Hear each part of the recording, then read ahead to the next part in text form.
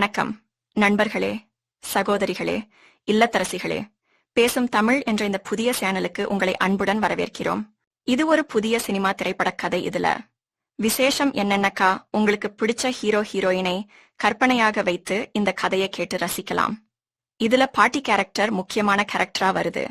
நீங்க அந்த பாட்டியை ஐஸ்வர்யா ராயாக கற்பனை செஞ்சு பார்த்துக் கொள்ளலாம், அல்லது த்ரிஷாவை பாட்டியாக வச்சு பார்க்கலாம். பாட்டி என்றவுடன் முகத்துல சாணியை அள்ளி அப்பிக்கொண்டு 100 வயது கிழவியை போல் காட்டுவது அல்ல. அந்த பாட்டி கேரக்டருக்கு முகத்தில் ஒரு சுருக்கம் கூட இருக்காது. தலையில் 2 முடிகள் மட்டும் வெள்ளையாக ஓடியிருக்கும். தங்கச் சரிகை போட்ட சால்வை அணிந்திருப்பாரு, பட்டுச் சேலை உடுத்திருப்பாரு, கைகளில் தங்க வளையல், கண்ணில் கண்ணாடி. இப்படியாக ஒரு மகாராணி போல தோற்றமளிப்பாரு.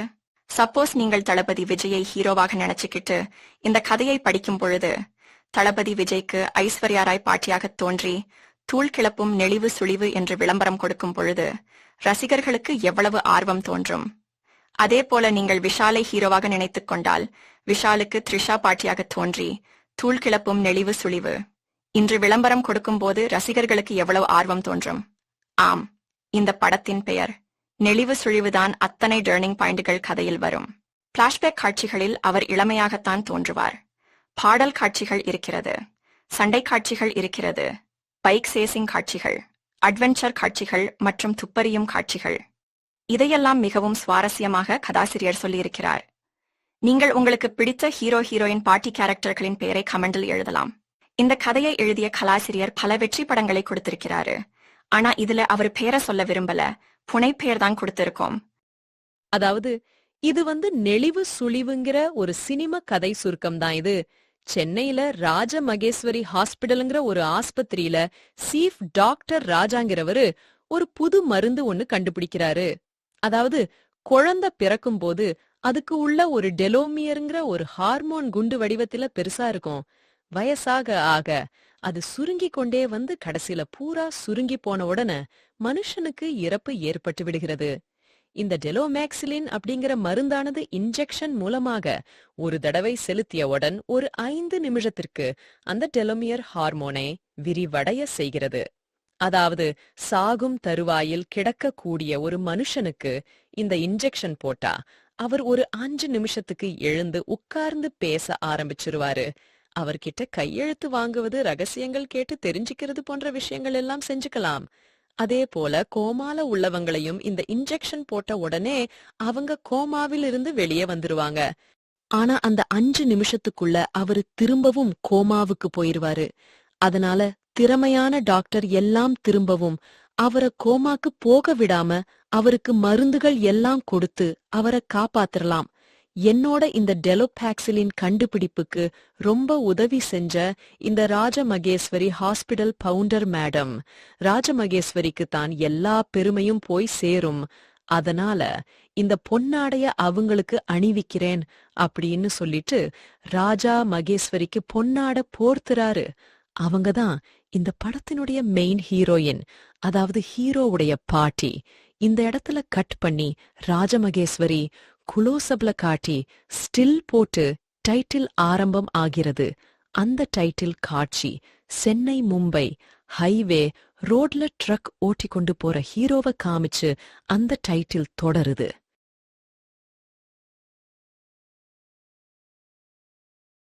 ஹீரோ ஒரு drug driver, Chennai Mumbai highway ரோட்ல. அவர் போய்கிட்டு இருக்கும்போது ஒரு காரு அவர் கடந்து போகுது. அதிலிருந்து கதாநாயகி தலை வெளியிட்டபடி காப்பாத்துங்க காப்பாத்துங்கன்னு கத்துறா. அந்த வண்டிய மறிச்சு ட்ரக்க நிறுத்திட்டு ஹீரோ இறங்கி போய் பாக்குறாரு. அங்க ஒரு பொண்ணு அழுதுகிட்டு உக்காந்து இருக்கா. இவர்தான் இந்த படத்தின் ஹீரோயின். இந்த கதாநாயகியை நீங்க யார வேண்டுமானாலும் கற்பனை செய்து கொள்ளலாம். அதாவது ரஷ்மிகா, நயன்தாரா, காஜல் அகர்வால் அல்லது சமந்தா. இவர்களில் உங்களுக்கு பிடித்த ஒருவரை கதாநாயகியாக நினைத்துக் கொள்ளுங்கள். யாருமா நீ அப்படின்னு கேக்குறாரு.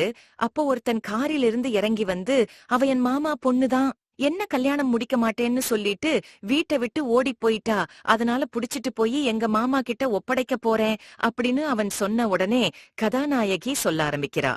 ஆமா, இவன் எங்க அத்தை பையன்தான், முறை பையன்தான். எங்க அத்தையுடைய புருஷன் இறந்து போயிட்டாரு. தங்கச்சி என்றால் எங்க அப்பாக்கு ரொம்ப பிரியம். அதனால இந்த பையனையும் அவங்க தங்கச்சியும் சேர்த்து எங்க வீட்ல வளர்த்தாரு. தங்கச்சி மேல உள்ள பாசத்தினாலையும் தங்கச்சியின் வற்புறுத்தலினாலையும் வேண்டா வெறுப்பா எங்க அப்பா இவனுக்கு என்ன கட்டி கொடுக்க சம்மதிச்சாரு, ஆனா எனக்கு இவனை பிடிக்கவே இல்லையே, எங்க அப்பா குடுக்கிற பாக்கெட் மணிய பூரா தண்ணி அடிக்கிறது, சூது விளையாடுறது, ரேஸுக்கு போறது இப்படின்னு செலவழிக்கிறான். சின்ன வயசுல இருந்து ஒன்னாவே வேற வளர்ந்துட்டம்மா, அதனால இவன் மேல எனக்கு ஒரு ஆசையுமே கிடையாது அப்படிங்கிறா. கொஞ்ச நேரம் யோசித்து பார்த்த ஹீரோ விருப்பமில்லாத ஒரு பொண்ண கல்யாணம் முடிக்கிறது சட்டப்படி குற்றம் அப்படிங்கிறாரு. அதுக்கு அவன் சொல்றான், சட்டப்படி இவ எங்க மாமா பொண்ணு தெரியுமில்ல, நான் விடமாட்டேன் அப்படிங்கிறான். இதெல்லாம் சரிப்பட்டு வராது அப்படின்னு நினைச்சுக்கிட்டு, பொண்ணு நீ கீழே இறங்குமா அப்படிங்கிறாரு. அவளை இறங்க விடாம இந்த பசங்க தடுக்கிறாங்க. அவங்களையெல்லாம் அடிச்சு வாயெல்லாம் உடைச்சு தூக்கி போடுறாரு. டிரைவர் பயந்து கொண்டே பார்க்கிறாரு. அண்ணாத்த, பயப்படாதீங்க, நீங்க நம்ம ஜாதி, அதாவது டிரைவர் ஜாதி, அதனால நீங்க தப்பிச்சீங்க. இந்த பசங்களை எல்லாம் தூக்கி கொண்டு போய் ஹாஸ்பிடலில் போட்டு ட்ரீட்மெண்ட் குடுங்க அப்படின்னு சொல்லிக்கிட்டு அவர் திரும்பி பார்க்கிறாரு. எங்க இந்த பொண்ண காணோம் அப்படின்னு பாக்கும்போது அவ தூரமா ஓடிக்கிட்டு இருக்கா. இவரும் வேகமாக ஓடிப்போய் அவளை புடிச்சு இழுக்கிறாரு. விடுங்க, நான் வரமாட்டேன், விடுங்க, நான் வரமாட்டேன் அப்படின்னு அவ முரண்டு பண்றா. ஏன் அப்படின்னு ஹீரோ கேட்கிறார். வந்தா நீங்க என்னைய எங்க அப்பா கிட்டதானே கூட்டிட்டு போவீங்க அப்படிங்கிறா. ஓஹோ, நீ அப்படி நினைக்கிறியா? இத பாருமா, நான் சரக்கு ஏத்திக்கிட்டு மும்பை போய்கிட்டு இருக்கேன். வரதுக்கு 1 வாரம் 10 நாள் ஆகும். அதனால அது வரைக்கும் உன்னைய வழியில இருக்கிற ஊர்ல என் நண்பன் ஒருத்தன் இருக்கான். அவன் வீட்ல உன்னைய பத்திரமா விட்டுட்டு நான் மும்பையில இருந்து திரும்பி வரும்போது உன்னை கூட்டிட்டு போய் எங்க வீட்ல வச்சுக்கிறேன் அப்படிங்கிறாரு. அவள் மிரண்டு போய் நிற்பதை பார்த்து, பயப்படாதம்மா, எங்க வீட்ல எங்க அம்மா இருக்காங்க, எங்க அம்மாவ பெத்த அப்பா இருக்காரு, அதாவது எங்க தாத்தா இருக்காரு, உன்னைய பத்திரமா பாத்துக்கிருவாங்க, பயப்படாம வா. இந்த இடத்துல கட் செஞ்சு ட்ரக் ஓடிக்கொண்டிருக்கிறத காட்டுறோம். பக்கத்துல கதாநாயகி உட்கார்ந்து இருக்கா. ஹீரோ வண்டிய ஓட்டிக்கிட்டு இருக்காரு. பின்னாடி மணி உட்கார்ந்து இருக்கான். 2 பேரும் பேசுறாங்க. அப்படியே அவங்களுக்குள்ள காதல் வந்துருச்சு. இந்த இடத்துல ஒரு அருமையான கனவு பாட்டு, டூயட் பாட்டு. அங்க கட் செஞ்சு ஹீரோவினுடைய நண்பன் வீட்டை காட்டுறோம். அங்கு கதாநாயகியை விட்டுட்டு ஹீரோ மறுபடியும் மும்பை நோக்கி கிளம்புகிறாரு. நண்பன் வீட்ல சில காமெடி காட்சிகள் எல்லாம் உண்டு. மறுபடி காட்சி சென்னை மும்பை ஹைவே ரோட்டுக்கு வருது. ஹீரோ ஹாயா வண்டி ஓட்டிக்கொண்டே போறாரு. வழியில ஒரு ஆள 4 பேர் சேர்ந்து பயங்கரமான ஆயுதங்களை வச்சு தாக்கிக்கிட்டு இருப்பத பாக்குறாரு. கையில ஆயுதமே இல்லாம அந்த தடியன்களை எல்லாம் சமாளிச்சு மிக அற்புதமாக லாவகமாக அவர்களிடமிருந்து தப்பித்து சண்டை பிடித்துக் கொண்டிருக்கிறார். இவர்தான் இந்த படத்தில் 2வது ஹீரோ. இந்த 2வது ஹீரோவுக்கு நீங்க ஜீவா, ஆதித்யா இல்லாட்டி பரத் அப்படின்னு யாராச்சும் ஒருத்தர நீங்க நினைச்சுகிட்டு இந்த கதைய கேளுங்க, இன்னும் சுவாரஸ்யமாக இருக்கும். நமது ஹீரோ செகண்ட் ஹீரோவை காப்பாற்றுகிறார். 2 பேரும் நண்பர்களாக ஆகிவிடுகிறார்கள். அவர் பெயர் பாஸ்கர் என்றும் அவர் ஒரு CIT ஆபீசர் என்றும் தன்னை அறிமுகப்படுத்திக் கொள்கிறார். இந்த இடத்துல கட் செஞ்சி மும்பை நகரத்தை காட்டுறோம். கிராண்ட் ஹோட்டல் என்று பெயர் காட்டப்படுகிறது. அந்த ஹோட்டலில் அமர்ந்து நமது ஹீரோ விஜய் கிளீனர் மணி 2 பேரும் தண்ணி அடித்துக் கொண்டிருக்கிறார்கள். அங்கே ஒரு பெண் தமிழ் பாட்டு படித்துக் கொண்டே டான்ஸ் ஆடுகிறாள். நடன காட்சி பாடல் நடந்து கொண்டிருக்கும் பொழுது இடையிடையே ஒரு கருவாயன் மொட்டை தலையணை காட்டுகிறார்கள். அவனுடைய பார்வையில் கொடூரம் நிறைந்திருக்கிறது. அந்த மொட்டை தலையணை காட்டும் போதெல்லாம் ஒரு பயங்கரமான இசை ஒலிக்கிறது. பாடல் காட்சி முடியும் நேரத்தில் அந்த மொட்டை தலையன் கையில் கத்தியை வைத்துக்கொண்டு ஹீரோ விஜயை குத்த வருகிறான். அப்போது அந்த கிளப் டான்சர் ஹீரோ விஜயை தள்ளிவிட்டு விடுகிறாள். அந்த மொட்டை தலையன் தாக்குதலில் இருந்து ஹீரோ தப்பி விடுகிறார். ஆனால் கையில் மணிக்கட்டில் காயம் ஏற்பட்டு விடுகிறது. அதன் பிறகு அதி தீவிரமான பயங்கரமான ஒரு சண்டை காட்சி. காண்டாமிருகம் போல் உள்ள அந்த தடியனை அடித்து துவைத்து அங்குள்ள சேர் எல்லாம் எடுத்து அவனை போட்டு உதைத்து அவன் மொட்டை தலைய உடைத்து ரத்தம் வர வைத்து விடுகிறார். தப்பித்தோம் பிழைத்தோம் என்று அந்த எருமை மாட்டுத்தடியன் ஓடிவிடுகிறான்.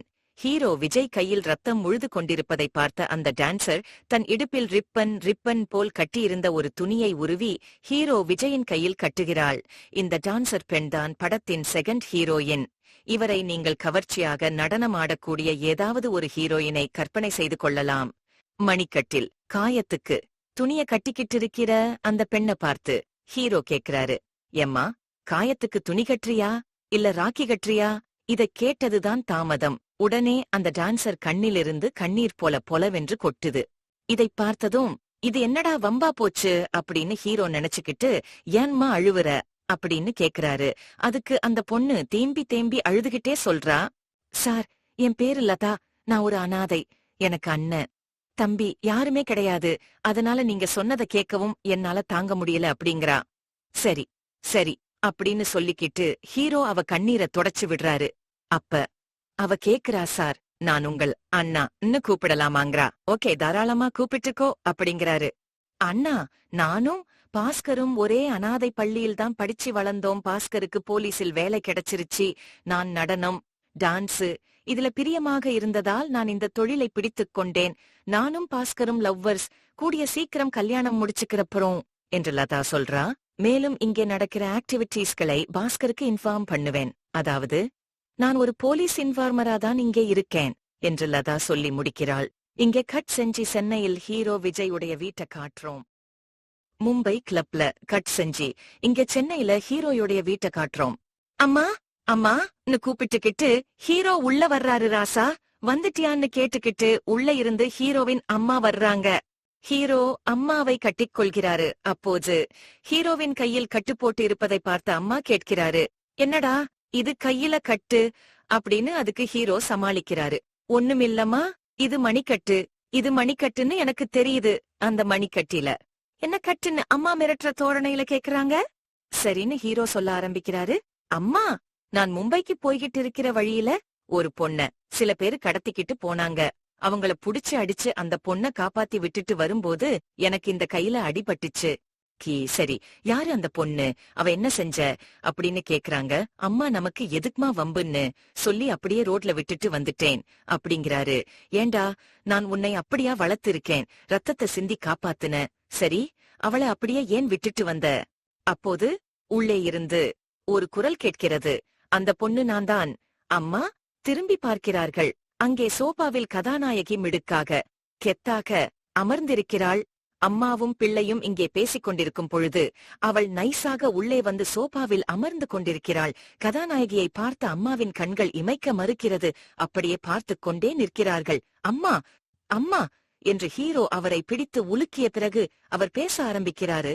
டேய், யாரா இந்த பொண்ணு? மகாலட்சுமி மாதிரி இருக்கா? அதெல்லாம் கிடக்கட்டும். இப்ப நான் ரொம்ப டயர்டா இருக்கேன். எனக்கு ஒரு காஃபி வேணும். கிச்சன் எங்க இருக்குன்னு சொல்லுங்க அப்படின்னு கதாநாயகி கேக்குறா. ஏய், என்ன வீட்டுக்கு வந்த மருமக மாதிரி கிச்சன் எங்க இருக்குன்னு எல்லாம் கேக்குறன்னு ஹீரோ கேக்குறாரு. பாத்தீங்களா, இவரே நான் இந்த வீட்டு மருமகள்னு சொல்லிட்டாரு. நான் ஒன்னும் அப்படி சொல்லல. நீயா கற்பனை பண்ணிக்கிட்டு அலையாத அப்படின்னு ஹீரோ சொல்லிக்கிட்டு இருக்கும்போது அவர் மொபைல் போன் ஒலிக்குது. எடுத்து அவர் பேசுகிறார். ஆனால் அவர் யார்கிட்ட பேசுகிறார் என்பது காட்ட மாட்டேங்கிறாங்க.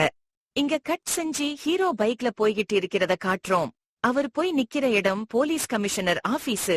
கமிஷனரை சந்திச்சு ஹீரோ பேசுறாரு.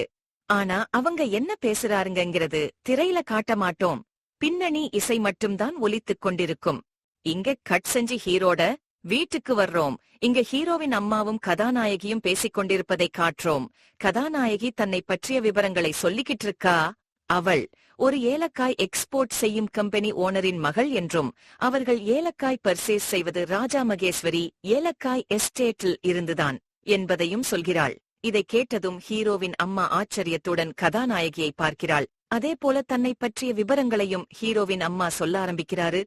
நீங்க பர்ச்சேஸ் பண்றீங்கல்ல ஏலக்காய், அந்த ஏலக்காய் எஸ்டேட் ஓனர் ராஜ மகேஸ்வரியுடைய பேரன்தான் என் பையன் என்று ஹீரோவின் அம்மா சொல்கிறார்.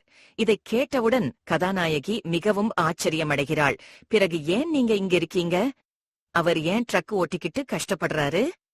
சொல்லுங்கத்தை என்று அவரை போட்டு உலுக்கி எடுக்கிறாள். இந்த இடத்தில் கட் பண்ணி பிளாஷ்பேக் காட்சிகள் காட்டப்படுகிறது. அப்போது ஹீரோவின் அம்மா சீதா லட்சுமிக்கு 20 வயசு. அவருடைய அப்பா குருசாமி போடிமெட்டு என்ற இடத்தில் உள்ள ராஜமகேஸ்வரியின் ஏலக்காய் எஸ்டேட்டில் மேலாளராக வேலை பார்த்துக் கொண்டிருக்கிறார். அன்று லீவு நாள் என்பதால் கந்தசாமி வீட்டில்தான் இருக்கிறார். சீதா லட்சுமி மாட்டுத் தொழுவத்தில் வேலை பார்த்துக் கொண்டிருக்கிறார். அப்போது ஆபீஸ் விஷயமாக ஒரு ஃபைல் வாங்குவதற்காக வந்த மேடம் மகேஸ்வரியின் மகன் பாலாஜி என்பவர் சீதா லட்சுமி பார்த்து மயங்கி காதலித்து விடுகிறார். தன் அம்மா மேடம் மகேஸ்வரிடம் சொல்லி கல்யாணம் முடித்துக் கொள்கிறார். இந்த இடத்துல கட் செய்து நிகழ்காலத்துக்கு வருகிறோம். மேடம் ஈஸ்வரி வந்துட்டு போனாங்க. சரி, அதுக்கப்புறம் என்ன ஆச்சு சொல்லுங்க அத்தை என்கிறார் கதாநாயகி. மறுபடியும் பிளாஷ்பேக் காட்சி. சீதா லட்சுமி பாலாஜி கல்யாணம் நடந்து முடிந்து ஹீரோவும் பிறந்து விடுகிறான். அப்போதுதான் அங்கே ஒரு நிகழ்ச்சி நடக்கிறது. ஒரு நாள் சீதாலட்சுமி தாய் மாமன் அங்கே வரான். அவன் ஒரு அயோக்கியன், குடிகாரன், திருடன். இதனால் சீதாலட்சுமியை இவனுக்கு கல்யாணம் முடிச்சு கொடுக்க மறுத்துவிட்டார்கள். ஆகவே பழி வாங்கும் எண்ணத்தோடு வந்து தனக்கும் சீதாலட்சுமிக்கும் பழக்கம் இருந்தது என்றும் அதனால் சீதா கர்ப்பமடைந்திருந்தாள் என்றும் சொல்கிறான். ஜெயிலிலிருந்து இப்போதுதான் வந்ததாகவும் பிள்ளையை பார்த்துவிட்டு போவதற்காக வந்ததாகவும் சொல்லி ஒரு குண்டை தூக்கிப் போடுகிறான். இதைக் கேட்டவுடன் அந்த வீடு ஆடிப்போய் விடுகிறது. ஆனால் யாரும் இவன் சொல்வதை நம்பவில்லை. வாஸ்மேனை கூப்பிட்டு அவனை அடித்து துரத்தி விடுகிறார்கள். ஆனால் பாலாஜி இடிந்து போய் விடுகிறார். தன் பொண்டாட்டியின் பெயரைக் கூட யாரும் சொல்லக்கூடாது என்று நினைப்பவர் இப்படி ஒருவர் வந்து தன் மனைவியுடன் உறவு வைத்திருந்தேன் என்று சொன்னவுடன் அவர் மனநிலை மிகவும் பாதித்து விடுகிறது. பிள்ளையை தூக்கிக் கொண்டு வீட்டை விட்டு போ என்று துரத்தி விடுறாரு மேடம் மகேஸ்வரி. எவ்வளவோ சொல்லியும் அவர் கேட்கவில்லை. DNA டெஸ்ட் எடுத்துப் பார்த்தால் தெரிந்துவிடும், அவன் உன் பையன்தான் என்பது என்றும் சொல்லிப் பார்க்கிறார். ஆனால் இது உடல் சம்பந்தப்பட்டது அல்ல, மனம் சம்பந்தப்பட்டது என்று சொல்லி பிடிவாதமாக சீதாலட்சுமி உடன் வாழ மறுத்து விடுகிறார். மறுபடியும் இங்கே நிகழ்காலத்திற்கு காட்சிகள் வருகிறது. சீதாலட்சுமி அழுது கொண்டிருக்கிறார். கதாநாயகி அவரை தேற்றிக் கொண்டிருக்கிறார். பாலாஜி அங்கில் அப்புறம் வந்து உங்களை பார்க்கவே இல்லையா என்று கதாநாயகி கேட்கிறாள். பார்க்கிறதாவது, அவர் இன்னொரு கல்யாணம் முடிச்சு ஒரு பொம்பள புள்ளையும் பெத்துக்கிட்டாரு. ஆனா அந்த புள்ளைய பெத்து போட்டுட்டு அவ இறந்து போயிட்டா. இப்ப அந்த பொண்ணு பெரிய புள்ளையாகி காலேஜ்ல படிக்கிறா. அந்த பொண்ணு மேல உசுர வச்சு ரொம்ப பிரியமா வளர்க்கறாரு. அப்போது ஹீரோவிடமிருந்து கதாநாயகிக்கு போன் வருகிறது. ஹீரோ சொல்றாரு, நான் உங்க அப்பாவை போய் பார்த்தேன், விஷயத்தையெல்லாம் சொன்னேன். அவரு உன்னைய என் வீட்டிலேயே வச்சிக்கிற சொல்லிட்டாரு. இல்லாட்டி அவர் தங்கச்சி உன் மாமன் 2 பேரும் சேர்ந்து இம்சை பண்ணுவாங்கன்னு சொன்னாரு. என் வீட்டில் நீ இருப்பதை யாருக்கும் தெரியப்படுத்த வேண்டாம் என்றும் சொன்னாரு. ஆனா உன் மாமன் என்ன பார்த்துட்டான், உன் அப்பா அவனை மண்டையில கொட்டி அடக்கி வச்சிட்டாரு. சரியான காமெடி பீஸா இருக்கான். ஆமா, எங்க மாமா ஒரு காமெடி பீஸு தான். அவன் பேரு மகாலிங்கம். எல்லாரும் காமெடியா மாலி மாலின்னு தான் கூப்பிடுவோம். இங்க கட் செஞ்சு ஈஸ்வரி மேடம் ஆபீஸை காட்டுறோம். போலீஸ் இன்ஸ்பெக்டர் அங்க வராரு. மேடம், நீங்க சொன்னபடி அந்த ஆளை அரெஸ்ட் பண்ணி விசாரிச்சோம். ஆனால் அந்த ஆள் சொல்றான், பச்சை சிக்னல் விழுந்த பிறகுதான் நான் வண்டி எடுத்தேன். தப்பு என் மேல இல்ல. சிக்னல்ல பாக்காம பாஸ் பண்ண உங்க ஆபீஸ் ஸ்டாப் பொண்ணு வந்து வண்டியில் இடிச்சுக்கிட்டா அப்படின்னு சொல்றாரு. உடனே ஈஸ்வரி மேடம் ஒரு பையில எடுத்து போலீஸ் இன்ஸ்பெக்டர் முன்னால போடுறாரு. அது ஒரு கண் ஆஸ்பத்திரியினுடைய ரிப்போர்ட். போலீஸ் இன்ஸ்பெக்டர் எடுத்து பார்த்து ஆச்சரியப்படுறாரு. பாத்தீங்களா இன்ஸ்பெக்டர், அவன் ஒரு கலர் பிளைண்ட் அசாமி. அவனுக்கு பச்சை கலர் மஞ்சள் கலரா தெரியும், மஞ்சள் கலர் பச்சை கலரா தெரியும். இப்படிப்பட்டவனுக்கு எப்படி உங்க RTO லைசன்ஸ் கொடுத்தாரு? உடனே அவர் மீது ஆக்சன் எடுங்கன்னு சொல்லி இன்ஸ்பெக்டரை அனுப்பிச்சு விடுறாரு. போலீஸ் இன்ஸ்பெக்டர் போன பிறகு மேனேஜர் மனோகர் என்பவன் உள்ள வருகிறான். அவன்தான் இந்த படத்தின் வில்லன். இவனை நீங்கள் மான் கராத்தே படத்தில் வரும் ஒரு இளம் வில்லன் வம்சி கிருஷ்ணன் அல்லது வேற யாரையாவது நினைத்துக் கொள்ளலாம். கணக்கு வழக்குகளையெல்லாம் இளம் வில்லன் மனோகர் காட்டுகிறான்.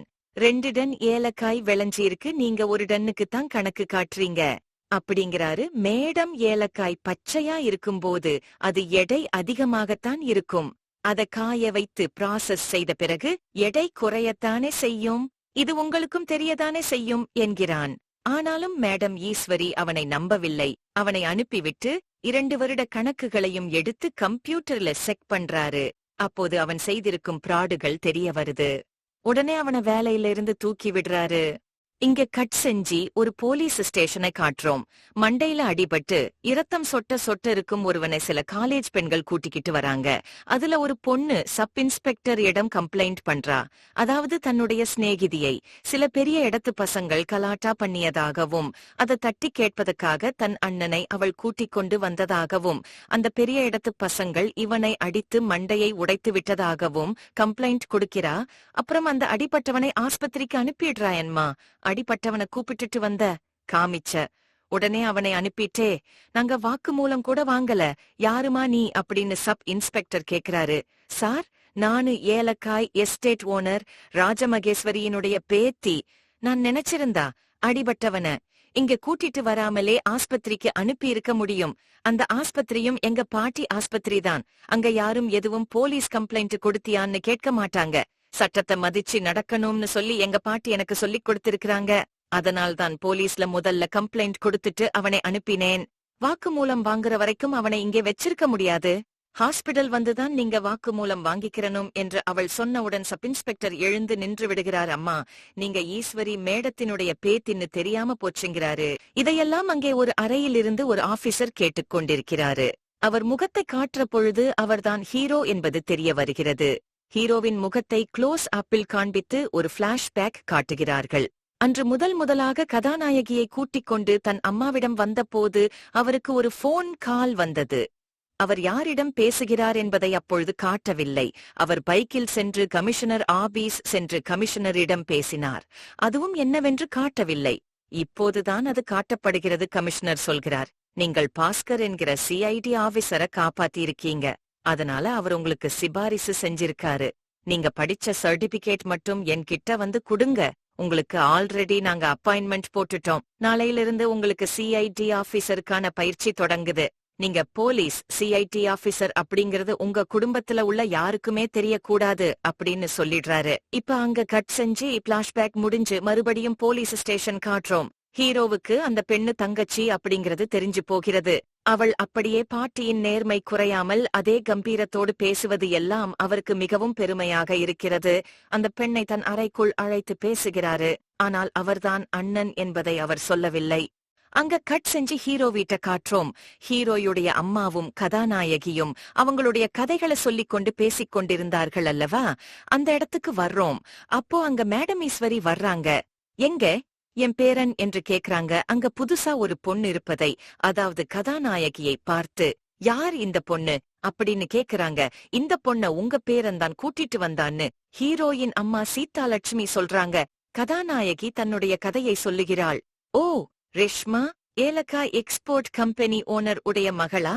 உங்க அப்பா எங்களுடைய நல்ல கஸ்டமர். உன் கதைய கேட்டா நீ இங்க இருக்கிறது உனக்கு ஆபத்துதான். நீ எங்க வீட்டுக்கு வந்துரு என்று சொல்லிக்கொண்டு கதாநாயகியை கூட்டிக் கொண்டு கிளம்புகிறார். அப்போது அங்கு ஹீரோ வந்து விடுகிறார். பாட்டி தன் காதலியை கூட்டிக் கொண்டு போவதை பார்த்து, இங்கேயே இருக்கட்டும் பாட்டி என்கிறார். கதாநாயகியும் ஏக்கத்துடன் பார்க்கிறார். ஆனால் ஈஸ்வரி மேடம் யார் சொல்வதையும் காதில் வாங்கவில்லை.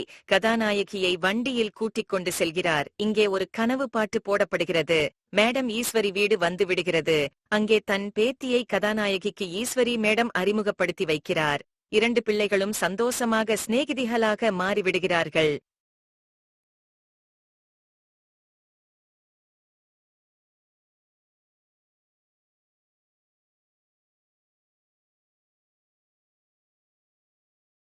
இது இப்படி இருக்க, இங்கே கட் செஞ்சு ஹீரோ ஒரு அபார்ட்மெண்ட் வீட்டின் காலிங் பெல்லை அடிப்பதை காட்டுறோம். கதவை திறந்தவுடன் அங்கே செகண்ட் ஹீரோயின் லதா நிற்கிறாள். உள்ளே செகண்ட் ஹீரோ பாஸ்கரும் இருக்காரு. ஒரு முக்கியமான ஆபரேஷன் விஷயமாக வந்திருப்பதாக சொல்றாரு. கொஞ்ச நேரம் கேலி, கிண்டல், கலாட்டா, காமெடி, அப்புறம் சாப்பாடு என்று காட்டப்படுகிறது. அப்புறம் சீரியஸான முறையில் பிளான் போடுகிறார்கள். வெறும் பின்னணி இசை மட்டும்தான். அவர்கள் பேசுவது எதுவும் திரையில் கேட்காது. இங்க கட் செஞ்சு ஈஸ்வரி மேடம் மகன் பாலாஜி, அதாவது ஹீரோயுடைய அப்பா, ஒரு ஷாப்பிங் சென்டரில் இருந்து வெளியே வந்து தன்னுடைய காருடைய கீயை அமுக்குகிறார். அங்கே காரில் வெளிச்சம் அடிக்கிறது. கீ கீ என்று சத்தம் வருகிறது. லாக் ஓபன் ஆகிவிடுகிறது. அப்போது திடீரென்று ஒருவன் அங்கே முளைத்து கார் கதவை திறந்து டிரைவர் சீட்டில் உட்கார்ந்துக்கிறான். பாலாஜி ஓடி சென்று, சார் இது என்னுடைய கார் என்கிறார். பின்னாலிருந்து ஒருவன் அவர் விழாவில் ஒரு துப்பாக்கியை வைத்து சத்தம் போடாமல் வண்டியில் ஏறு அப்படிங்கிறான். பாலாஜி வேறு வழியில்லாமல் வண்டியின் பின்சீட்டில் அமர்ந்து கொள்கிறார். அருகில் துப்பாக்கி வைத்துக் கொண்டு ஒருவன் கார் கிளம்புகிறது. அதாவது பாலாஜி கிட்னேப் செய்யப்பட்டு விடுகிறார். இந்த இடத்துல இடைவேளை என்று டைட்டில் காட்டப்படுகிறது. இடைவேளை முடிந்து படம் ஆரம்பமாகிறது. இதிலிருந்து இந்த படம் ஒரு ஆக்ஷன் மூவியாகவேதான் இருக்கும். இங்க கட் செஞ்சாக்க செகண்ட் ஹீரோயின்லதான் நீச்சல் குளத்தில் குளித்துக் கொண்டிருப்பதை காட்டுகிறோம். ஈரம் சொட்ட சொட்ட 2Bs நீச்சல் உடையில் லதா கம்பியை பிடித்துக்கொண்டு மேலே ஏறி வருகிறாள். அவ நடந்து வந்து கொண்டிருக்கும் போது தண்ணீரில் கால் வழுக்கி அங்கே அமர்ந்திருக்கும் மகாலிங்கம் என்ற மாலி மடியில் விழுந்து விடுகிறாள். இந்த மாலிதான் ஹீரோயினுடைய அத்தை பையன், காமெடி பீஸ் என்று சொல்லியிருந்தோம். இத்தனை அருகில் லதாவை தன்மடியில் வைத்து முகத்திற்கு அருகே முகத்தை பார்த்தபோது மாலியின் இதயம் வேகமாக துடிக்கிறது. சாரி, கால் வழுக்கிருச்சு என்று லதா சொல்றா. பரவாயில்ல பரவாயில்ல, எப்போதெல்லாம் வழுக்கணுமோ அப்போதெல்லாம் வந்து என்கிட்டே வழுக்குங்க என்று மாலி சொல்றான். சி நாட்டிப்பாய் என்று சொல்லி அவன் கன்னத்தில் செல்லமாக தட்டிவிட்டு லதா எழுந்து நடந்து செல்கிறாள். அவள் பின்னழகை பார்த்து ஜொல்லுவிட்டபடி மாலி அமர்ந்திருக்கிறான். இந்த கூத்தையெல்லாம் பால்கனியிலிருந்து செகண்ட் ஹீரோ பாஸ்கர், நமது ஹீரோ மற்றும் கதாநாயகி மூவரும் பார்த்து சிரித்துக் கொண்டிருக்கிறார்கள். இங்க கட் செஞ்சி மேடம் மகேஸ்வரி ஆபீஸை காட்டுகிறோம். அங்க எல்லோரும் பரபரப்பாக வேலை பார்த்துக் கொண்டிருக்கிறார்கள். அப்ப மேடம் மகேஸ்வரிக்கு ஒரு போன் வருது. உன் மகன் பாலாஜி இப்போ என்கிட்டதான் இருக்கான். அவன் உயிரோடு வேணும்னா 5 கோடி ரூபாய் கொடுத்துட்டு அவனை கூட்டிட்டு போ என்று ஒருவன் பேசுகிறான். அவன் யார் என்பது மேடம் மகேஸ்வரிக்கு தெரியுது. அவன் அந்த இளம் வில்லன் மனோகர்தான். அவனை வேலையை விட்டு தூக்கிவிட்டதால் மேடம் மகேஸ்வரியை பழி வாங்குவதற்காக அவர் மகன் பாலாஜியை கிட்னாப் செய்து வைத்திருக்கிறான். போலீசுக்கு போனால் உன் மகனை உயிரோடு பார்க்க முடியாது என்று மிரட்டிவிட்டு போனை வைத்து விடுகிறான். மேடம் மகேஸ்வரி துடியாய் துடித்துப் போகிறார்கள். அப்போது அங்கே இளம் வில்லன் மனோகர் மும்பை தாதா என்ற ஒருவனிடம் பேசுகிறான். அவனை வேலையிலிருந்து தூக்கிவிட்டார்கள் என்றும் ஏலக்காய் ஆட்டையை போட முடியாது என்றும் அதனால் ஏலக்காய் வெளியில் விலை கொடுத்து வாங்கித்தான் இந்த போதைப் பொருள் தயாரிக்க பயன்படுத்த வேண்டும் என்றும் அதனால் விலை கொஞ்சம் அதிகமாகத்தான் இருக்கும் என்றும் அவன் சொல்கிறான். மும்பை தாதா மங்கள் சிங் என்பவன் நான் நேரில் வருகிறேன் என்று சொல்கிறான். இங்கே கட் செய்து மேடம் மகேஸ்வரியை காட்டுறோம்.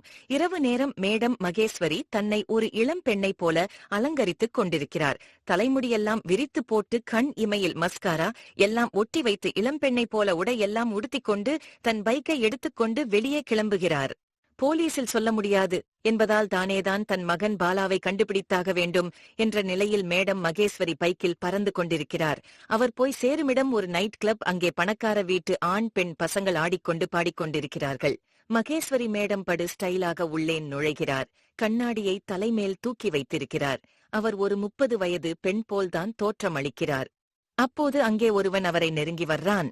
குட் ஈவினிங் மேடம், உங்கள் இந்த கிளப்ல இதுக்கு முந்தி நான் பார்த்ததே இல்லை என்கிறான். அவன் கேள்விக்கு பதிலை சொல்லாமல் சிகரெட் புகையை அவன் முகத்தில ஊதுறாரு. விஸ்கியை எடுத்து ஒரு மடக்கு குடிச்சுக்கிறாரு. அவன் பேச்சை அலட்சியம் செய்துவிட்டு வேறு பக்கம் பார்த்துக் கொண்டிருக்கிறார். மேடம், நீங்கள் யாரை தேடுகிறீர்கள் என்று அவன் கேட்கிறான். மேடம் மகேஸ்வரி அவனை மேலும் கீழும் ஏற இறங்க பார்த்துவிட்டு, நீ அதுக்கு சரிப்பட்டு வரமாட்ட என்கிறாரு. எதுக்கு சரிப்பட்டு வரமாட்டேன் சொன்னாதானே தெரியும் அப்படிங்கிறான். கிட்னாப் செய்வதற்கு ஆளு இங்க கிடைப்பாங்களா என்று கேட்கிறார். ஃபூ, இவ்வளவுதானா? நானே ஒரு கிட்னேப்பர் தாம்மான்கிறான். மேடம் உஷாராகிறாரு. மூஞ்சிய பார்த்தா அப்படி தெரியலையே. நீ கிட்னாப் பண்ற அளவுக்கு ஒருத்தன் இருந்தானா அவன் ஒரு அம்மாச்சியாதான் இருப்பான். என்ன மேடம் இப்படி சொல்லிட்டீங்க? நான் கிட்னாப் பண்ணி இருக்கிறது லேசான ஆள் இல்லை. இந்த ஊரிலேயே பெரிய புள்ளி. அதாவது ராஜ மகேஸ்வரி ஏலக்காய் எஸ்டேட் ஓனர் பாலாஜியை தான் கிட்னாப் செஞ்சிருக்கேன் என்று அவன் சொல்லி முடிக்கும் முன் மேடம் மகேஸ்வரி அவன் நெற்றி பொட்டில் துப்பாக்கியை வைத்து விடுகிறார். ஒழுங்கு மரியாதையாக என்னை பாலாஜி இருக்கும் இடத்திற்கு கூட்டிக்கிட்டு போ என்கிறார். இல்லையென்றால் உன் மூளை சிதறிப் போய்விடும் என்கிறார். அவன் பதறிப்போய் விடுகிறான். ஆனால் பின்னாலிருந்து வேற ஒருவன் வந்து மேடம் கையில் இருக்கும் துப்பாக்கி தட்டிவிட்டு விடுகிறான். அவ்வளவுதான். 4-5 பேர் அவரை தாக்க வருகிறார்கள். ஒரு அருமையான சண்டை காட்சி. மேடம் இப்படியெல்லாம் சண்டை போடுவாரா என்று வியக்கும் அளவிற்கு காட்சிகள் இருக்கின்றன. வர்மக்கலை, குங்ஃபு, கிராத்தே என்று எல்லாக் கலைகளையும் அங்கே பயன்படுத்தி அவர்கள் அனைவரையும் ஒரு குப்பையை கூட்டி ஒதுக்கி தள்ளுவது போல் ஒரு மூலையில் ஒதுக்கி தள்ளிவிட்டு வைத்து விடுகிறார். காவாலிப் பயல்கள், திருட்டுப் பயல்கள் எல்லாம் கூடுமிடம் இந்த கிளப் என்பதால் நமது சிஐடி ஹீரோ இங்கே வந்திருக்கிறார். இங்கே மேடம் மகேஸ்வரி அடித்து துவைத்து துவசம் செய்து கொண்டிருப்பதை தூரத்தில் இருந்தே கவனித்து விடுகிறார். அவர் வேகமாக மேடம் மகேஸ்வரியை நெருங்கி செல்கிறார். மேடம் மகேஸ்வரி ஸ்டைலாக போஸ் கொடுத்துக் கொண்டு சண்டை போட்ட களைப்பே இல்லாம நின்னுகிட்டு இருக்காங்க. திடீரென்று தன் பேரன் அங்கே வரவும் அவங்க ஆச்சரியப்படுறாங்க. நம்ம ஹீரோவுக்கு அந்த கிளப்ல உள்ள மங்கலான வெளிச்சமும் மேடம் மகேஸ்வரி போட்டிருந்த ஈழமையான வேடமும் சேர்ந்து அவருக்கு அது அவர் பாட்டிங்கிறது அடையாளம் தெரியல. தன்னுடன் வந்திருந்த தன் சகாக்களை கூப்பிட்டு அந்த ரவுடி பசங்களை இழுத்துக் கொண்டு போக சொல்றாரு. அப்புறம் மேடம் மகேஸ்வரி பக்கம் திரும்பி, இன்டாம்மா பொண்ணு, நான் ஒரு போலீஸ் சிஐடி ஆபீசர்ஸ் தான், பயப்படாதேங்கிறாரு. ஆனா மேடம் மகேஸ்வரிக்கு தன் பேரன் போலீஸ் சிஐடி என்று தெரிந்தவுடன் ஆச்சரியத்துல மூழ்கி போறாங்க. அப்போ அவங்களுக்கு அவர் கணவர் சூரஜ் ஞாபகம் வருது. இங்கே கட் செஞ்சி பல வருடங்களுக்கு முன் என்று எழுத்து காட்டப்பட்டு பிளாஷ்பேக் காட்சி காட்டப்படுகிறது. அங்கே இளமையான நம் மேடம் மகேஸ்வரி அவர் கணவர் சூரஜுடன் சேர்ந்து ஒரு டூயட் பாட்டு பாடுகிறார்.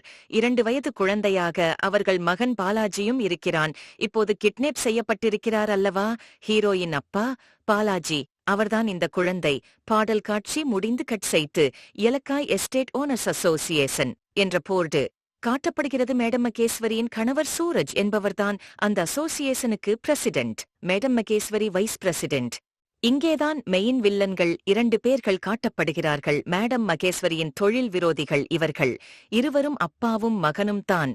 இவர்கள் யார் என்றால், மேடம் மகேஸ்வரியின் ஆபீஸில் வேலை பார்த்து ஆட்டை போட்டுக் கொண்டிருந்த, மேடம் மகேஸ்வரியால் வேலையிலிருந்து தூக்கப்பட்ட இளம் வில்லன் மனோகர் என்று காட்டியிருந்தோம் அல்லவா? அந்த இளம் வில்லன் மனோகரின் தாத்தாவும் அப்பாவும் தான் இவர்கள் 2 பேரும். இந்த தொழில் விரோதி வில்லன் தன் லேபர்களுக்கு சரியாக சம்பளம் கொடுப்பதில்லை. மேலும் இப்போது ப்ராசஸ் மிஷினில் அடிபட்ட ஒரு லேபருக்கு ஆஸ்பத்திரி செலவும் கொடுக்கவில்லை என்ற கம்ப்ளைண்ட் அசோசியேஷனுக்கு வந்திருக்கிறது. அதனால் தொழில் விரோதி வில்லனுக்கு மேடம் மகேஸ்வரியின் கணவர் சூரஜ் அவனுக்கு அபராதம் விதிக்கிறார். இதனால் ஆத்திரமடைந்த வில்லன் தொழில் விரோதியின் மகன் கோபம் கொண்டு துள்ளி குதிக்கிறான். அடுத்த பிரசிடென்ட் நான்தான் என்றெல்லாம் சொல்லுகிறான். இது போன்ற சண்டைகள் அந்த அசோசியேஷனில் வழக்கமாக நடந்து கொண்டுதான் இருக்கும். மேடம் மகேஸ்வரியின் கணவர் சூரஜ்க்கும் மேடம் மகேஸ்வரியின் பேரன் நமது சிஐடி ஹீரோவுக்கும் உருவ ஒற்றுமை ஒரே சாயல், அதாவது தாத்தாவும் அவரே ஹீரோவும் அவரே என்று இரட்டை வேடம். ஆனால் குன்னூரில் கிளைடர் விமான விபத்தில் மேடம் மகேஸ்வரியின் கணவர் சூரஜ், அதாவது நமது சிடி ஹீரோவின் தாத்தா கொல்லப்பட்டு விடுகிறார். தன் கணவர் விபத்தில் இறக்கவில்லை, கொலை செய்யப்பட்டிருக்கிறார் என்பதை குன்னூருக்கு தன் கணவரின் நண்பர் வக்கீலையும் அழைத்துக் கொண்டு சென்று ஒரு இன்வெஸ்டிகேஷன் செய்து கொலைகாரனை கண்டுபிடிக்கிறார். அவன் யாரென்றால் தொழில் விரோதி வில்லனின் மகன், அதாவது இப்போது இருக்கும் இளம் வில்லன் மனோவரின் அப்பா. தன் குடும்ப நண்பர் வக்கீலின் உதவியுடன் அவனுக்கு தூக்கு தண்டனை வாங்கி கொடுத்து விடுகிறார். இந்த இன்வெஸ்டிகேஷன் காட்சிகளை எல்லாம் மிக சுவாரஸ்யமாக கதாசிரியர் சொல்லியிருக்கிறார். இதனால் ஆத்திரம் அடைந்த தொழில் விரோதி மேடம் மகேஸ்வரி வீட்டிற்கு தீ வைத்து விடுகிறான். வக்கீலும் அவர் மனைவியும் சேர்ந்து மேடம் மகேஸ்வரியையும் பிள்ளை பாலாஜியையும் காப்பாற்றி விடுகிறார்கள். தீ வைத்தவன் வில்லன் தொழில் விரோதிதான் என்றும் நிரூபித்து அவனுக்கு ஜெயல் தண்டனை வாங்கி கொடுத்து விடுகிறார்கள். வீட்டுக்கான இன்சூரன்ஸ் பணமும் மேடம் மகேஸ்வருக்கு கிடைக்கிறது. ஏலக்காய் தொழில் சிறந்த முறையில் வளர்கிறது. அதோடு மகன் பாலாஜியும் வளர்ந்து விடுகிறான். இங்கே கட் செய்து நிகழ்காலத்திற்கு வருகிறோம். இந்த கதையை கேட்கும் பொழுது நீங்கள் டைரக்டரையும் கூட கற்பனை செய்து கொள்ளலாம். உதாரணமாக சியான் விக்ரம் ஹீரோ என்று வைத்துக் கொண்டால், ஐஸ்வர்யா ராய் ஹீரோயின் என்றால், இந்த இருவரையும் வைத்து மணிரத்தினம் சார் 2 மகா வெற்றி படங்களை கொடுத்திருக்கிறார். அந்த 2 படங்களிலும் சியான் விக்ரம் கடைசி காட்சியில் இறந்து போவது போல்தான் இருக்கும். இந்த கதையிலும் தாத்தா கேரக்டரில் வரும் விக்ரம் சார் இறந்து போகிறார். ஆனால் பேரன் கேரக்டரில் வரும் விக்ரம் சார் புகுந்து விளையாடியிருக்கிறார். ஒரு அடர்ந்த காட்டின் நடுவில் ஒரு பங்களா காட்டப்படுகிறது. பங்களாவின் 4 புறங்களிலும் கண்காணிப்பு டவர் அமைக்கப்பட்டு அதன் மேல் ஒவ்வொரு காவலாளியும் கையில் மிஷின் கண் வைத்துக் கொண்டு நின்று கொண்டிருக்கிறார்கள். கேமரா பங்களாவிற்குள் போகிறது. அங்கே ஒரு லேபரட்டரி காட்டப்படுகிறது.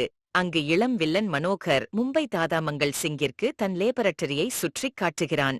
எப்படி போதை மருந்து தயாரிக்கப்படுகிறது என்பதை விளக்குகிறான். ஏலக்காய் மற்றும் நாட்டு மருந்துகள், கசகசா எல்லாம் கலந்த ஒரு விதமான போதை மருந்து அது. வெளிநாட்டில் மிகுந்த கிராக்கி உள்ளது என்று மங்கள் சிங் சொல்கிறான். அங்கே மேடம் மகேஸ்வரியின் வீட்டிற்கு தீ வைத்ததால் பிடிபட்டு ஜெயிலுக்கு சென்ற அந்த தொழில் விரோதி இளம் வில்லன் மனோகரின் தாத்தாவும் அங்கே இருக்கிறான். இந்த இடத்துல கட் செய்து ஒரு ரெஸ்டாரண்ட்ல hero, heroine, second hero Bhaskar, second heroine Latha, இந்த 4 பேரும் உட்கார்ந்து பேசிக்கிட்டு இருக்கிறதா காட்டுறோம். எங்க அத்தை பையன் மாலிய உன் வலையில விழ வச்சிட்டே, சரி அப்புறம் என்ன என்று கதாநாயகி கேக்குறா. அவன் ஸ்விம்மிங் பூலுக்கு வந்து தேடிட்டு போறான். நாளைக்கு நான் அவனுக்கு ஐ லவ் யூ சொல்லிருவேன். அதனால என்ன ஆகும்? உன்னைய அவன் விட்டுருவான். உனக்கும் என் அண்ணன் ஹீரோவுக்கும் கல்யாணம் ஆகும். அதன் பிறகு நான் ஒரு டான்சர்ன்னு சொல்லுவேன். உங்க அப்பாவும் உங்க அத்தையும் என்னை மருமகளா ஏத்துக்க மாட்டாங்க, அவ்வளவுதான். ஆன்லைன் கிளியர் என்கிறார் லதா. அப்போது பாஸ்கருக்கு ஒரு போன் வருகிறது. பாஸ்கர் போனை வைத்துவிட்டு சொல்கிறார், லோகா கரம் ஹை என்று செய்தி வந்திருக்கிறது. அதாவது சிச்சுவேஷன் சூட். என்ன அர்த்தம் என்று ஹீரோ கேட்கிறார். அதற்கு அர்த்தம் நான் சொல்கிறேன் என்று லதா சொல்கிறாள். அவள் கண்கள் 2ம் ஜூம் இன் செய்து திரை முழுவதும் பெரியதாக காட்டப்படுகிறது. அடுத்த நிமிடம் ஜூன் அவுட் ஆகி கேமரா வெளியே வருகிறது. அப்போது அவள் ஒரு டான்ஸ் ஆடிக்கொண்டிருக்கிறாள். அந்த இடம் இளம் வில்லன் மனோகரின் பாசறை. அங்கே தொழில் விரோதியும் மும்பை தாதா மங்கள் சிங் என்பவனும் மற்றும் இளம் வில்லன் மனோகரும் லதாவின் நடனத்தை பார்த்து ரசித்துக் கொண்டிருக்கிறார்கள். அதே சமயம் ஹீரோவும் செகண்ட் ஹீரோவும் அங்கே போதைப்பொருள் தயாரிக்கும் லேபரட்டரியில் டைம் பாம் செட் செய்து வைத்துக் கொண்டிருக்கிறார்கள். அங்கே ஓர் அறையில் பாலாஜி கட்டி வைத்திருப்பதை பார்த்து ஹீரோ அவரை அவிழ்த்துவிட்டு, சீக்கிரம் இங்கிருந்து ஓடிவிடுங்கள், இந்த இடம் மிகவும் ஆபத்து என்று சொல்லி அவரை அனுப்பிவிடுகிறான். பாட்டின் முடிவில் ஒரு பயங்கரமான சண்டை காட்சிகள். டைம்பாம் வெடித்து லேபரட்டரி வெடித்து சிதறுகிறது. கண்காணிப்பு கோபுரங்கள் சரிந்து விழுகிறது. அந்த இடமே தீப்பற்றி எரிகிறது. மும்பை தாதா மங்கள் சிங் ஓடிச் சென்று தன் ஹெலிகாப்டரில் ஏறிக்கொள்கிறான். ஹீரோவும் சென்று அதில் தொற்றிக் கொள்கிறார். அங்கே வானத்தில் ஒரு சண்டை. மங்கள் தாதா துப்பாக்கியால் சுட்ட குண்டு ஒன்று ஹெலிகாப்டர் ஓட்டிக் கொண்டிருந்த கேப்டன் மீது பாய்ந்து அவன் அங்கேயே மண்டையை போட்டு விடுகிறான். ஹெலிகாப்டர் கடலில் விழுந்து விடுகிறது. இந்த பக்கம் செகண்ட் ஹீரோ இளம் வில்லன் மனோகருடன் சண்டை போட்டுக் கொண்டிருக்கிறார். ஆனாலும் அவனை பிடிக்க முடியவில்லை. அவன் தன் தாத்தா தொழில் விரோதியுடன் காரில் தப்பித்து ஓடிவிடுகிறான். ஆனால் இங்கே மும்பை தாதா மங்கள் சிங்கை ஹீரோ பிடித்து ஜெயிலில் அடைத்து விடுகிறாரு. ஹீரோ மும்பை தாதா மங்கள்ஸ் எங்க கைது பண்ணி ஜெயிலில் அடைத்து விடுகிறார். அந்த இடத்துல கட் செய்து மறுபடியும் நீச்சல் குளம் காட்சி காட்டுறோம். லதாவை பார்த்ததும் ஆர்வமாக ஓடி வந்த மாலி லதா மீது விழுந்து விடுகிறான். லதா அவனை தாங்கி பிடித்துக் கொள்கிறாள். இந்த இடத்தில் ஒரு அருமையான பாட்டு போடப்படுகிறது. பாட்டின் முடிவில் லதா மாலிக்கு ஐ லவ் யூ சொல்லிடுறா. இங்க கட் செஞ்சி ஒரு இரவு நேரம் மும்பை மங்கள் தாதா அடைத்து வைக்கப்பட்டிருக்கும். போலீஸ் ஸ்டேஷனில் குண்டு வெடித்து போலீஸ் ஸ்டேஷன் தகர்த்து எரியப்படுகிறது. மும்பை தாதா அங்கிருந்து தப்பித்து விடுகிறான். அங்க கட் செஞ்சி ராஜமகேஸ்வரி ஹாஸ்பிடல் என்ற போர்டு பெரியதாக காட்டப்படுகிறது.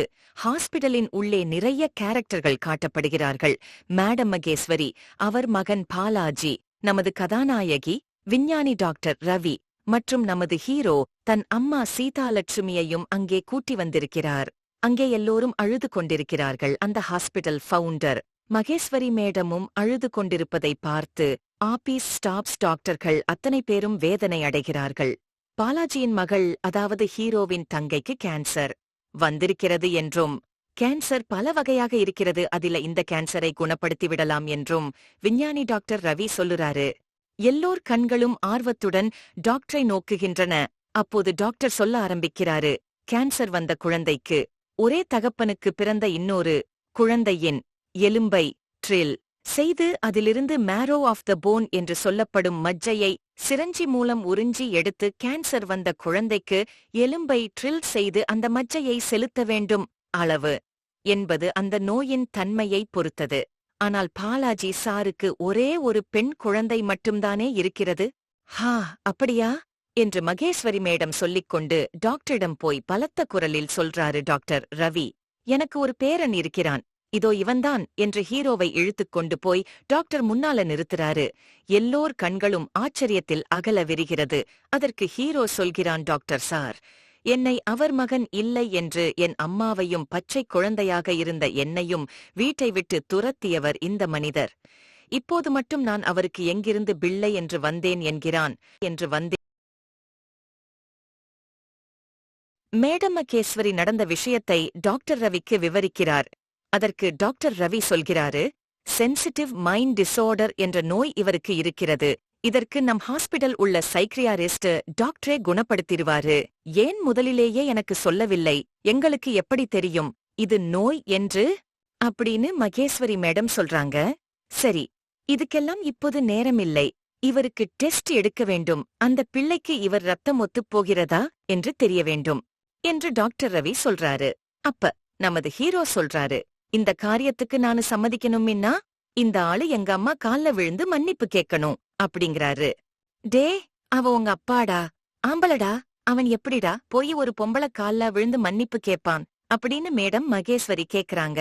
அந்த கடவுள் ராமனே சீதாதேவியின் கால்ல விழுந்திருக்கான். உங்களுக்குதான் ராமாயணம் தெரியுமே பாட்டி. இலங்கையிலிருந்து சீதாதேவியை கூட்டிட்டு வந்த பிறகு சீதாவை அக்னி குண்டத்தில் இறங்கச் சொல்றான். அதாவது காட்டிலுள்ள மரங்களையெல்லாம் வெட்டி 4 யானை முங்கும் அளவிற்கு பெரிய கிணறை தோண்டி அதில் அந்த மரங்களை போட்டு 1 வாரம் எரியவிட்டு அந்த அக்னி குண்டத்தில் சீதாவை இறங்கச் செய்கிறான். அக்னி குண்டத்தில் இறங்கி சென்ற சீதாதேவி அப்படியே புதுமலர் போல் வெளியே வருகிறார். ராமன் ஓடிச் சென்று அவரை தொடப் போகும்போது, நில், என்னை தொடாதே என்று சீதாதேவி சொல்லுகிறார். அப்போது பூமி இரண்டாக பிளந்து சீதாதேவி உள்ளே சென்று விடுகிறார். இதையெல்லாம் அவங்க பேசி தீர்த்துக்கிருவாங்க. நீங்க வாங்க, முதல்ல உங்களுக்கு டெஸ்ட் எடுக்கணும் என்று சொல்லி ஹீரோவை புடிச்சு இழுத்துட்டு போயிடுறாரு. அப்போது காலை 10 மணி கடிகாரம் காட்டப்படுகிறது. பிறகு நேரம் ஓடிக்கொண்டே இருக்கிறது. 2 மணி என்று கடிகாரம் காட்டுகிறது. பிறகும் டெஸ்ட் முடிந்து யாரும் வெளியே வரவில்லை. மணி 4 என்று காட்டும் பொழுது கதவு திறக்கப்படுகிறது. டாக்டர் வருகிறார். அவர் பின்னால் நமது ஹீரோவும் வருகிறார். இவருடைய ஜீன்ஸ், ஹார்மோன் மற்றும் எல்லா விஷயங்களும் அந்த குழந்தையோடு மிகவும் ஒத்துப்போகிறது. ஆகவே இந்த பையன் உங்களுடைய பிள்ளைதான் என்பதில் எந்த சந்தேகமும் கிடையாது என்று டாக்டர் சொல்லுகிறார். சரி, இப்ப எல்லா சந்தேகமும் தீர்ந்துச்சுல்ல, சிசிடிவி கேமரா ஆன் பண்ணுங்க. நான் என்னுடைய மொபைலில் இந்த ஆளு எங்க அம்மா காலில் விழுவதை வீடியோ எடுக்க போறேன் என்ற ஹீரோ சொல்றாரு. உடனே சீதாலட்சுமி எழுந்து ஓடி வந்து, டேய் வேணாண்டா என்று சொல்றாரு. அப்போது திடீரென்று சேரிலிருந்து எழுந்து வந்து பாலாஜி சீதாவின் காலில் நெடுஞ்சான் கிடையாக காலில் விழுந்து, சீதாலட்சுமி, என்னை மன்னித்துவிடு என்று கதறி அழுகிறார். இந்த காட்சியை பார்த்ததுதான் தாமதம். ஹீரோவின் கண்கள் இருட்டிக் கொண்டு வருகிறது. அவர் அப்படியே மயங்கி கீழே சரிகிறார். தயாராக நின்று கொண்டிருந்த ஹாஸ்பிடல் சிப்பந்திகள் ஓடி வந்து அவரை பிடித்து தூக்கி ஸ்ட்ரக்சரில் போட்டுக்கொண்டு வேகமாக ஓடுகிறார்கள். அப்போது டாக்டர் ரவி பேச ஆரம்பிக்கிறார். நீங்கள் இவரை போன்ற ஒரு பிள்ளையை பெற்றதற்கு மிகவும் கொடுத்து வைத்திருக்க வேண்டும். டெஸ்ட் செய்வதற்கு இவ்வளவு நேரமா என்று நீங்கள் யோசித்துக் கொண்டிருந்திருப்பீர்கள். ஆனால் அங்கே டெஸ்ட் முடிந்து ஆபரேஷனும் நடந்து முடிந்துவிட்டது. உங்கள் மகள் இப்பொழுது சேஃப் கண்டிஷனில் இருக்கிறாள். உள்ளே நடந்தது என்னவென்றால், என் சக்தி முழுவதையும் எடுத்துக் கொள்ளுங்கள், என் தங்கையை காப்பாற்றி விடுங்கள் என்று ஹீரோ சொல்லியிருக்கிறார். ஆனால் வெளியே போய் ஆபரேஷன் முடிந்துவிட்டது என்று மட்டும் சொல்ல வேண்டாம். நான் நினைத்தது நடக்க வேண்டும். அதாவது எங்க அப்பா எங்க அம்மாவின் காலில் விழுந்து மன்னிப்பு கேட்க வேண்டும். அதன் பிறகு நீங்கள் சொல்லிக் கொள்ளுங்கள் என்று சொல்லியிருக்கிறார். ஆபரேஷன் முடிஞ்ச பிறகு அவர் எழுந்து நடக்கவே கூடாது. ஆனாலும் அவர் பிடிவாதமாக இங்கு வரை நடந்து வந்து இங்கு நடந்த விஷயத்தை பார்த்திருக்கிறார். நாங்கள் தயாராக முன்கூட்டியே எங்கள் ஹாஸ்பிடல் சிப்பந்திகளை ரெடியாக வைத்திருந்தோம். இதைக் கேட்ட எல்லோரும் கண்களும் கலங்குகிறது. அந்த நேரத்தில் கதாநாயகி ஒரு ஆள் யாரிடமுமோ ரகசியமாக இங்கு நடந்த விஷயங்களை சொல்லிக் கொண்டிருப்பதை கேட்கிறாள். அவனை பிடித்து நிறுத்தி, யாரா நீ இங்க நடந்த விஷயத்தை யாருக்கு சொல்லிக்கிட்டு இருக்க என்று கேட்கிறா. அவன் கதாநாயகியை தள்ளிவிட்டுவிட்டு வெளியே வேகமாக ஓடுகிறான்.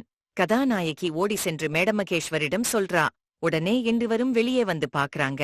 அங்கே ஒருவன் பைக்கில் வேகமாக போய்க் கொண்டிருக்கிறான். உடனே தங்களுடைய பைக்கில் கதாநாயகியை ஓட்ட சொல்லி பின்னால் மேடமகேஸ்வரி உட்கார்ந்து கொண்டு அவனை பின்தொடர்ந்து செல்கிறார்கள்.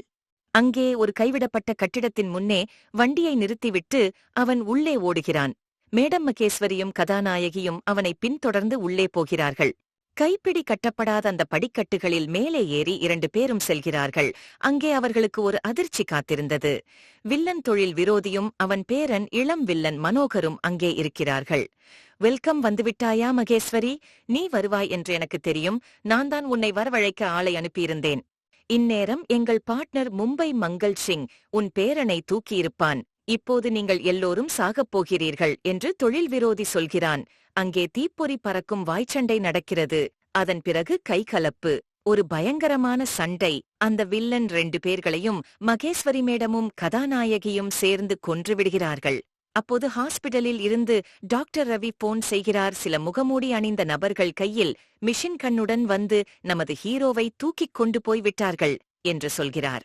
மேலும் மும்பையில் இருந்து வந்திருந்த பாஸ்கர், லதா 2 பேர்களும் அந்த முகமூடி ஆட்களை பின்தொடர்ந்து சென்றிருக்கிறார்கள் என்கிறார். மேடமகேஸ்வரி பரபரப்பாகிறார். பேரனை எப்படியும் காப்பாற்றியாக வேண்டும். 2 பேரும் மாடியிலிருந்து வேகமாக கீழே இறங்கி வருகிறார்கள். அப்போது அவர்களுக்கு லதா பாஸ்கர் பைக்கில் பின்னால் அமர்ந்தபடி ஒரு மெசேஜ் அனுப்புகிறாள். அதில் அவர்கள் முகமூடிகளை பின்தொடர்ந்து சென்று கொண்டிருந்த லொகேஷன் மேப் இருக்கிறது. இந்த இடத்தில் கட் செய்யப்பட்டு வேறு ஒரு பாழடைந்த பங்களா காட்டப்படுகிறது. பாஸ்கர், லதா இருவரும் கையில் துப்பாக்கியை வைத்துக்கொண்டு பதுங்கி அந்த பங்களாவிற்குள் நுழைகிறார்கள். அடுத்த நிமிடம் அவர்கள் மீது மிஷின்கன் மழை பொழிகிறது. அங்கே ஒரு ஆக்ரோஷமான துப்பாக்கி சண்டை நடைபெறுகிறது. இருவரும் தப்பித்து அங்கு இருக்கும் கூலி படைகளையெல்லாம் சுட்டுப் பொசுக்குகிறார்கள். ஆனால் கடைசி நேரத்தில் மாடியில் இருந்து வெளிவந்த மங்கள் சிங், லதா, பாஸ்கர் இருவரையும் சுட்டுவிடுகிறான். அவர்கள் வேரற்ற மரம் போல் பரிதாபமாக அப்படியே கீழே சரிந்து விழுகிறார்கள். இந்த இடத்தில் கட் செய்து கேமரா காட்சியானது திரும்பவும் அந்த பாழடைந்த பங்களாவின் என்ட்ரான்ஸில் இருந்து காட்டப்படுகிறது. அதில் செத்துப்போனவர்கள் கிடக்கிறார்கள். அதில் லதாவும் பாஸ்கரும் கிடக்கிறார்கள். ஒரு போர் நடந்து முடிந்த இடம் எப்படி இருக்குமோ அதுபோன்று அந்த இடம் காட்சியளிக்கிறது. அப்படியே கேமரா மாடிப்படிகளில் ஏறிச் செல்வது போல் காட்டுகிறார்கள். அங்கே உள்ளே மாடியில் காட்சி காட்டப்படுகிறது. சோபாவில் ஹீரோ சரிந்த நிலையில் உடல் சக்தி எல்லாம் இழந்தவராக திராணியற்றவராக காட்டப்படுகிறார். அவருக்கு எதிரே உள்ள ஒரு தூணில் மேடம் மகேஸ்வரியும் கதாநாயகியும் கட்டப்பட்ட நிலையில் காட்டப்படுகிறார்கள். அந்த கொடூர வில்லன் மும்பை தாதா மங்கள் சிங் அங்குமிங்கும் நடந்து கொண்டு, உங்களால் என்னுடைய ஆட்கள் அத்தனை பேரும் செத்துப் போய்விட்டார்கள். நான் எப்போதுமே என் எதிரிகளை துடிதுடிக்க வைத்து பார்த்து ரசித்துதான் கொள்ளுவேன். சொல்லிக் கொண்டிருக்கும்போது ஹீரோயின் கால் அடியில் ஒரு துப்பாக்கி இருப்பதை ஹீரோ பார்த்து அதை கஷ்டப்பட்டு கையில் எடுத்தும் விடுகிறார். ஹீரோவின் கையில் துப்பாக்கியை பார்த்தவுடன் மங்கள் சிங் ஆடிப்போய் விடுகிறான். இவன உடனே சுடு என்று மேடம் மகேஸ்வரி கத்துகிறார். ஆனால் அங்கேதான் ஒரு ப்ராப்ளம் வருகிறது. தங்கைக்காக மஜ்ஜை டொனேஷன் செய்திருந்தார் அல்லவா? அதனால் அவர் உடம்பில் சக்தி என்பதே சுத்தமாக இல்லை. ஹீரோவால் ஸ்ட்ரிக்கரை பிடித்து அமுக்குவதற்கு சக்தி இல்லை. அவர் சுடுவதற்கு முயற்சி செய்கிறார், ஆனால் முடியவில்லை. தாதா மங்கள் சிங் ஹீரோவிடமிருந்து துப்பாக்கியை பிடுங்கிக் கொள்கிறான். சரி, இந்த 2 பேர்ல யாரை முதல்ல கொல்றது என்று சொல்லிக்கொண்டு மேடம் மகேஸ்வரி நெற்றிப் பொட்டில் துப்பாக்கியை வைக்கிறான். அங்கே ஹீரோ சோஃபாவில் கிடந்து புழுவாக துடிக்கிறார். இதுவெல்லாம் காணாதே என்று சொல்லிக்கொண்டு, என் தாத்தா கப்பர் சிங் விளையாடிய விளையாட்டை இப்போது ஆடப்போகிறேன் என்கிறான். முதலில் உன்னுடைய ஆட்டம், உன் கையில் துப்பாக்கி கொடுத்து விடுவேன். நீ என்னை சுட வேண்டும். 5 வரை எண்ணுவேன். முடியவில்லை என்றால் துப்பாக்கி பிடுங்கிக் கொள்வேன். அப்புறம் என்னுடைய ஆட்டம் ஆரம்பம். நான் உன்னை நோக்கி நின்னுக்கிருவேன். என் முதுவுக்கு பின்னால் அந்த 2 பொம்பளையும் இருப்பாங்க. நான் தோளில துப்பாக்கிய வச்சுக்கிட்டு அவங்கள பார்க்காம சுடுவேன். குண்டு யார் மேல படுதோ அவங்க க்ளோஸ் அப்படின்னு சொல்லிக்கிட்டு தோளில் துப்பாக்கி வச்சுக்கிட்டு சுட்டு விடுகிறான்.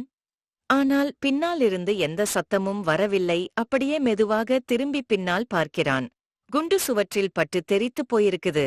2 பேரும் பொழச்சிக்கிட்டாங்களே என்று வருத்தப்படுவது போல் சொல்லிக்கொண்டு ஹீரோவின் கையில் துப்பாக்கிய கொடுக்கிறான். இப்போ உன்னுடைய ஆட்டம், இந்தா வாயில சுடு, இந்தா மூக்குல சுடு என்று சொல்லி கலாய்க்கிறான். சுட முடியாமல் ஹீரோ படும் அவஸ்தையை, அவர் முகம் காட்டும் உணர்ச்சிகளை தத்ரூபமாக படமாக்கப்படுகிறது. இப்போது என்னுடைய ஆட்டம் என்று சொல்லி மங்கள் சிங் துப்பாக்கி பிடுங்கிக் கொண்டு அதேபோல் முதுகில் துப்பாக்கி வைத்து சுடுகிறான். இப்போதும் துப்பாக்கிக் கொண்டு யார் மீதும் படவில்லை. திரும்பி பார்த்த மங்கள் சிங் ஆச்சரியப்பட்டு போகிறான். சரி, இதுதான் கடைசி உன் ஆட்டை. இப்பொழுது நீ முயற்சி செய் என்று சொல்லி ஹீரோவின் கையில் துப்பாக்கி கொடுக்கிறான். இந்தா இப்ப நெஞ்சில சுடு என்று சொல்லி நெஞ்சை காட்டுகிறான். ஆனால் இங்குதான் ஒரு ட்விஸ்ட் நடக்கிறது. அவன் சுட்ட குண்டு அந்த 2 பேர்கள் மீதும் படாமல் அவர்களை கட்டி வைத்திருந்த கயிற்றின் மேல் பட்டு அது தெரித்து கயிறு அவிழ்ந்து இருக்கிறது. இது மங்கள் சிங்குக்கு தெரியாது. அவன் ஹீரோவை கலாய்த்துக் கொண்டிருக்கும்போது திடீரென்று அவன் தலையில் இடி இறங்குவது போல் ஒரு அடி விழுகிறது. பின்னால் மேடம் மகேஸ்வரி கையில் ஒரு சம்பட்டியை வைத்துக்கொண்டு அவனை அடிக்கிறார். கதாநாயகியும் ஒரு கடப்பாறையைக் கொண்டு அவனை தாக்குகிறாள். ஆனால் அவன் அந்த 2 பெண்களையும் சமாளித்து கீழே தள்ளி அவர்கள் கழுத்தை நெரித்துக் கொண்டிருக்கிறான். அந்த சமயம் அங்கே தோன்றிய டாக்டர் ரவி அவர் கண்டுபிடித்திருந்த அந்த டெலோமேக்ஸ்லின் என்ற இன்ஜெக்ஷனை ஹீரோவுக்கு போட்டு விடுகிறார். அவ்வளவுதான், ஹீரோவுக்கு சக்தி வந்து விடுகிறது. ஆனால் அது இன்னும் ஒரு 5 நிமிடம் அல்லது 10 நிமிடம்தான் இருக்கும். அது ஒவ்வொரு ஆளைப் பொறுத்தது.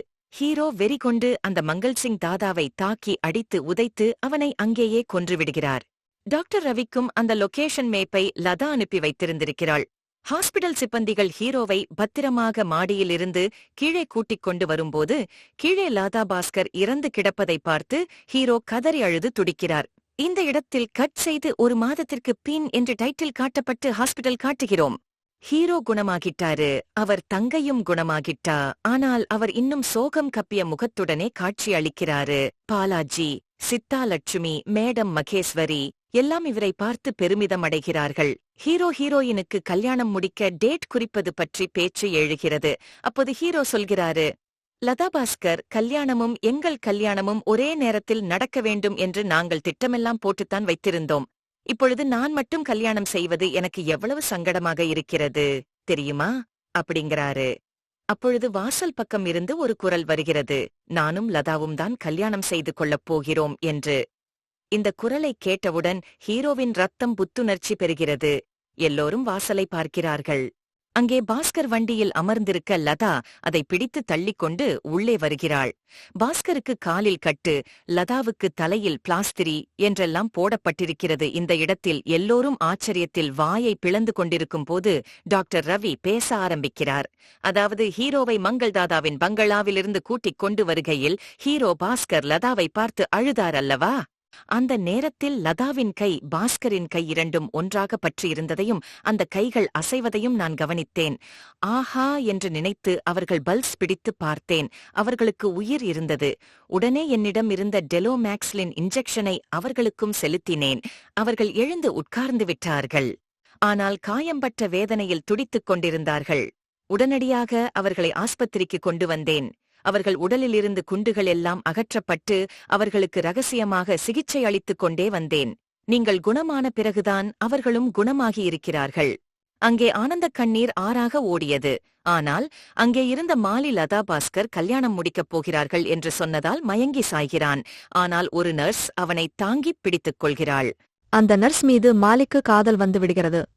அவன் லதாவை மேலும் கீழும் ஏற இறங்க பார்க்கிறான். சிச்சி, இந்த பழம் புளிக்கும் என்கிறான். அங்கு ஹாஸ்பிடல் முழுவதும் ஒரே சிரிப்பு.